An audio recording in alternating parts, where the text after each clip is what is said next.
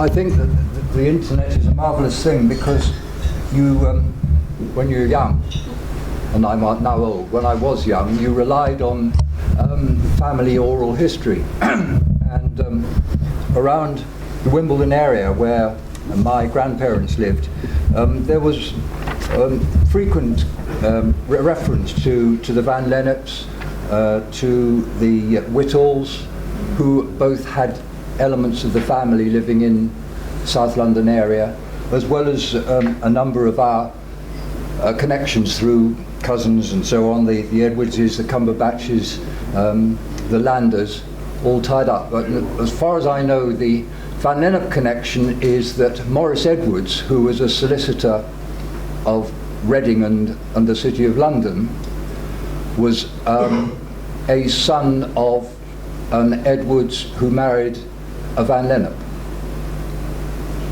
And unfortunately, he married a Louise from, she was Belgian, wasn't she? Yes. And they didn't have any children, so that line is finished. The internet has been a marvellous tool to actually get rid of some of these errors which occur. I can, if I may start with a complete diversion, you just sort of type things in, don't you, on the internet, on Google, and see what happens. My father had a 1934 Daimler, which I inherited, and so one day I just put Daimler Light 15, and what should come up but a picture of our old car, which I had scrapped when I decided that it was no longer usable. I'd left it at a scrap place, and a bloke about 10 years later had bought it when it was a complete wreck, like a sort of the chicken coop type car, and it's absolutely immaculate. And he was so involved in this that I live in East Devon and he lives in Kent, and he was making a journey down to the West Country, and he actually called in to our house and showed me all this stuff which he'd accumulated. He'd got the old logbook, and he'd taken photos of all the houses that we'd lived in, which were in the logbook. Wow. So that's the good side of the internet. You can find amazing things, but you also get family history. We've got a wall clock, which I've always been told that's loot from the Crimea. But according to my clock repairer, he said, no, that's French, but it's not as early as 1850. It's more like 1865. So, you know, these things turn out to be wrong. And my name, by the way, is Barrington John Tristram. So my direct line is all put down in family trees, and you can see what it is, and most of them were fairly boring. They were born and they did jobs and they died. So looking, and again, I just idly Googled Uvedale Barrington Tristram, and I came up with the Heritage website, and it came up with what had already been put on, and already a lot of work had been done. And I thought, well, that's very interesting, but I started getting interested in some of the female lines, and my grandmother was a Guaracino, and there's a load of stuff already on there. If I may read this out, this comes direct from the website, but there was a gentleman in 1864 who was kidnapped by bandits when he was prospecting for Mr. Charnow, and the Times said, you know, something should be done about finding this gentleman because of he was Henry Charles Nelson Souter, and a list of his relatives who are or have been in the service of Her Majesty's government: George Stevens, Consul at St Thomas, his uncle; Thomas Wood, Consul at Patras, his uncle; George Souter, Vice Consul at Keres, his uncle; Kirby Green, Consul General at Scutari, his cousin; Henry Souter, late Vice Consul at Larissa, his uncle; Frederick Guaracino, Consul in Crete, his uncle of Mrs. Souter and cousin of Mr. Souter; Richard White Stevens, Consul at Tehran, father of Mrs. Souter, Frank Stevens, consul at Trebizond, uncle of Mrs. Souter, and the Guaricino family. Horace Bronte Guaricino was my great-grandfather, and he spent a bit of time as a consul, but his elder brother Frederick was a consul throughout his career all over the place. Batum, Crete, back into Turkey, into Greece, all over the place. And you get, if you actually want to spend a bit of time, you can find a massive amount of information about these people, and I started getting quite interested. I found out about Frederick Guaricino's good years, a racehorse owner, when he was at Constantinople races. And I found something in the Bulwer Lytton papers, a lot of correspondence there from George Guaricino and from Frederick Guaricino and from Horace Bronte Guaricino, all writing letters to the ambassador.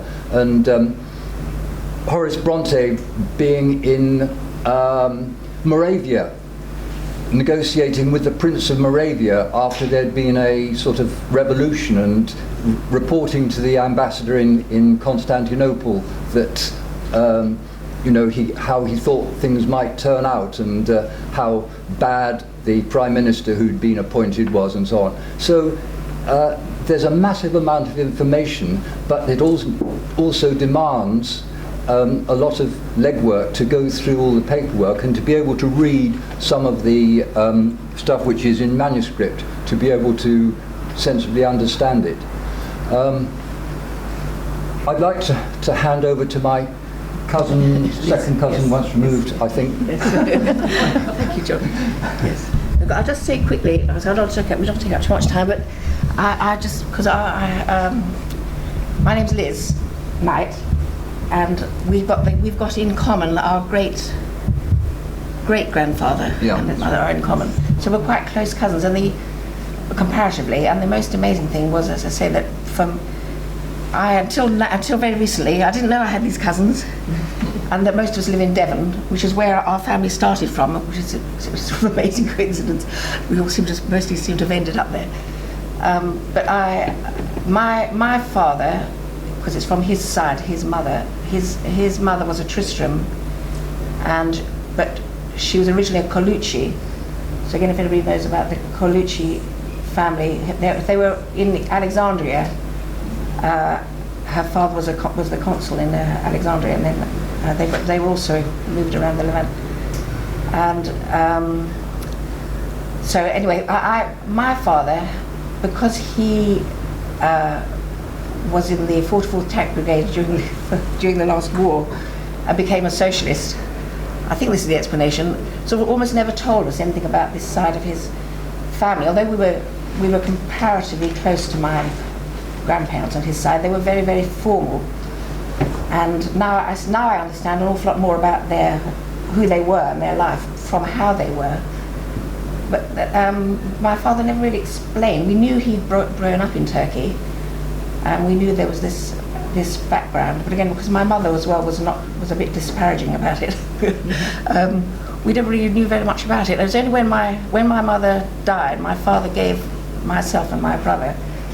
I've got quite a few brothers, but gave us the archives, his archives from his family. And suddenly we saw this amazing family tree going back to the Plantagenets. We saw these exotic relatives that John's partly mentioned. And by chance, I'd also married a Turk, because I'd always been interested in Turkey as well, because my father always said this was the most beautiful country in the world, where he'd grown up. He was born in Greece, but he grew up in Turkey. And I sort of had a fascination with Turkey, and I ended up living in Turkey. And by just sort of an extraordinary chance, we got this bundle of papers, which my father had never shown us before, and photographs, which I now got in this album. And among the papers was a bundle of letters written in the 1860s and all in a beautiful script by children. And the only address on it was Bornaba at the top of the letters. Well, we didn't know where Bornaba was, but as John says, we looked up on the internet, we found it was in Izmir, it's now called Bornaba, and we gradually realised that our family had been living there in Bornaba, and then I and my brother, my brother's Peter, is the most interested. We started exploring, and as these things happen, once you start looking, all sorts of amazing coincidences happen, and people suddenly pop up out of nowhere. Like George Maciadis suddenly popped up and said, "I know your grandmother." and when we were in Izmir at that symposium, and so from that we discovered that there's a house still standing and perfectly, there's nothing wrong with it. It's a little bit decrepit, which on Wikipedia and on various other websites is called Tristram House, but we realise it is the Tristram family house. But so this might match up again with what, I can't remember your name. Yes, so we discovered, I don't know the name of the street because it's got a number now, but it's right. It's being restored, I believe. Is it? That's fantastic news. Yes, because we went there several times, a couple of times, and we talked to the director, who was very, very fascinating and everything. He said we always call this the mystery house because we didn't really know who it had belonged to, and it's incorporated into the Ege University, as you know, and they've preserved all the grounds, these very, very big grounds, which have been fantastically preserved because it's part of the botanical department now of the Ege University. So they've used the grounds and they've preserved them. It looks absolutely wonderful. And they took us all around the house. They showed us the servants' quarters, which are still there.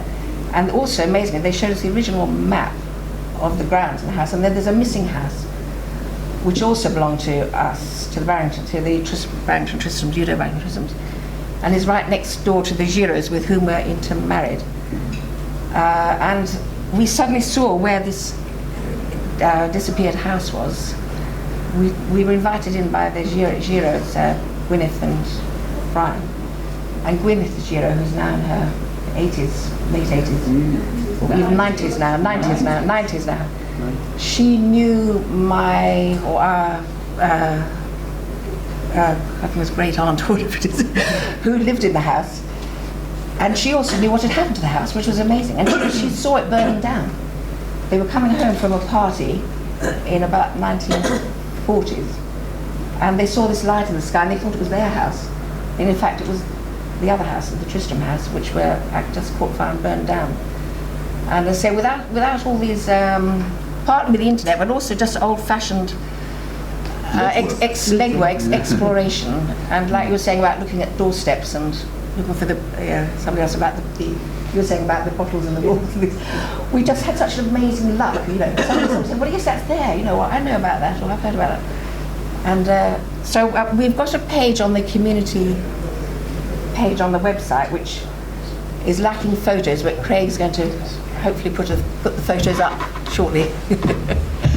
And also update it, because now I've met up with the cousins, which we didn't even know we all existed. We all got together. We've also sort of corrected, like saying that they were. We collected one from Argentina.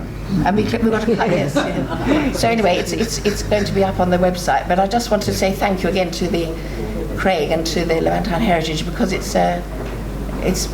been fantastic in sort of bringing everything together. And we started off, sort of with the legwork and stuff, but without their website, we wouldn't have been able to pull it all together. So fantastic. And the thing is that there's been such a diaspora now that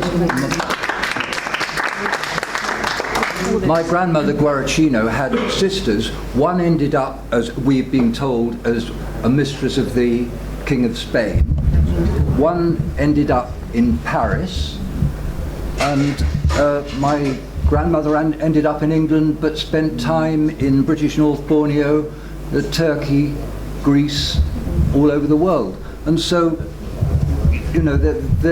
it's awfully difficult now because of this massive spread, and the next generation, my cousins are in Australia and in California and everywhere. So if we don't the facts put together now, anyone in the future will have a zero chance of trying to find out anything about their heritage. Yes. Thank you.